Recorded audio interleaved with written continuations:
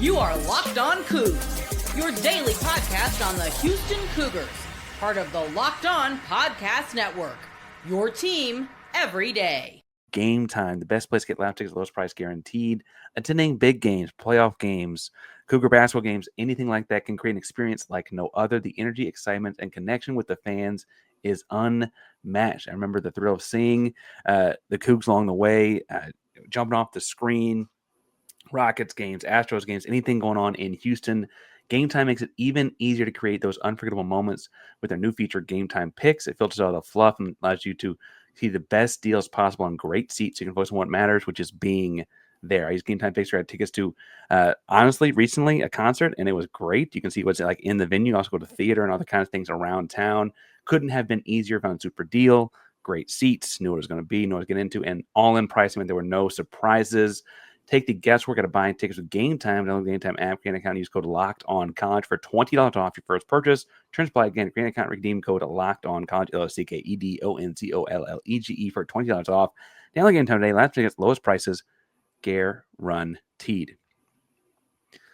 Parker Ainsworth, Brian Smith here talking Houston Cougars and the transfer portal and recruiting, NIL, all the things. Brian joins us from the Portal podcast, one of Locked On's newest shows. Brian, the show's called The Portal, and Houston started off portal season with a bang this year, at least relative to what Houston typically does. They went out and got Conner Weigman, a Houston area kid, 5-star, top end, all everything out of high school. Had some things go south at A&M, including getting hurt, losing his job while he was hurt. That's right.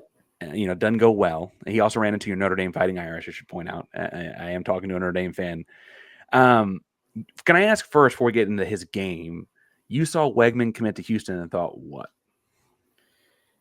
Well, he's going to be playing for a disciplined coach. He's going to be playing for a guy in a system that is probably going to be a little more structured and consistent than what he walked into when he was under Jimbo. Lord only knows what the heck that was. Lord only knows. That was a train going off the rails there, brother. I think, unfortunately, the injury, he just couldn't stay freaking healthy. And I think it had him a little gun-shy. When the Irish went after him in game one, he threw for 100 yards. That's pathetic for a kid with his talent. He was seeing ghosts because Notre Dame was bringing – they confused A&M's line. That was their weakness. And it just he never recovered from that last year. He had a few moments, but he was inconsistent. And I think the O-line in general at A&M while he was there underwhelmed, and it just overwhelmed him. So if Houston can protect him, the arm is there. I've seen him play live. I've seen him play on TV. I saw him 2 years ago when he was playing against Miami down in South Florida. He could spin it. They protected him fairly well in that game for the most part. But look, if you're going to get to the point where you can be a good player at an upper level, you got to be able to take hits and still deliver it. Very few guys do that, though.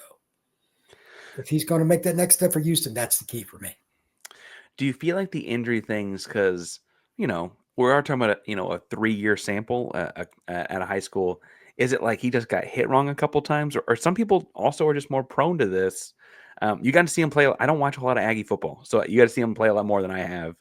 I can put it on YouTube, but it's a little different when you're there in person, right? So do you think it's a prone to injury thing, or is it just caught a bad streak? I think it's a little bit of both. He's a kid that has all kinds of ability, and he's a bigger guy, but sometimes you just get caught wrong. It's awkward.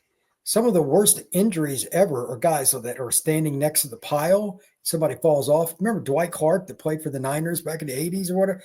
He was standing next to the pile. His knee got smoked, and his career was over. Yeah. It's kind of weird. It's a violent game. Wrong place, wrong time can be bad. Yeah. That's how a lot of O-linemen get rolled up on. Their own freaking running back hits their ankle or their Achilles. They're out 6 weeks, maybe a year and a half. It's just the way it is. So the other part of that, again, he hasn't had the greatest protection. Can Houston protect him? Well, I'm glad it's him, not me, standing back there. I don't have faith in that. Well, that actually is a nice segue into the next part of this, because he commits right away.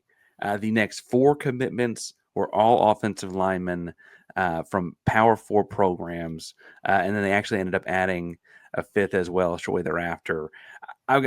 Limited time, so I'll let you spin the dice. Matt Wyckoff, who was at Cal, had spent time at A&M before. Jason Brooks was at Oklahoma State and had spent a year at Vanderbilt before that. Dalton Merriman, you talk about guys who could play basketball. He's like 6'9". He played at Texas Tech. And then Mackenzie Agnello, he comes from New Mexico. And then I'm missing one. That is Alvin Ibaseli from Baylor. So they added guys with experience. I don't know which one of those guys jumped on the page to you. Obviously you cover the nation, so that's a whole different perspective than a guy from Texas, right? But anyone jump off the page for you as a guy that will help Weigman out here? Wyckoff, I remember, but O-lineman, I try not to remember as recruits that much because it's so hard to project them. It's just insane how many great athletes at offensive line end up just being busts. Like they're right next to quarterback, it's about the highest rate of busts. It's really, really hard. But here's the key. You want as many bullets to put in the gun as possible. I trust the head coach at Houston. I trust that they have a system and they have a plan. They wouldn't have brought those guys in if they didn't think they had college production. Here's the new thing. Give you an example. I do Locked On Seminoles too. And last year they brought in a lot of guys from Bama and Georgia. They were highly coveted guys out of high school, but hadn't yet produced much, if at all, at the collegiate level. All but like one of them stunk. And by the way, Florida State went 2-10. A lot of these I wasn't going to say that part. It's just mind-boggling. But like Indiana took in a bunch of kids that were G5 and stuff and went 11-1. Now I know their schedule was pretty soft, but still, you win 11 games, you're doing something right. They took guys with proven production.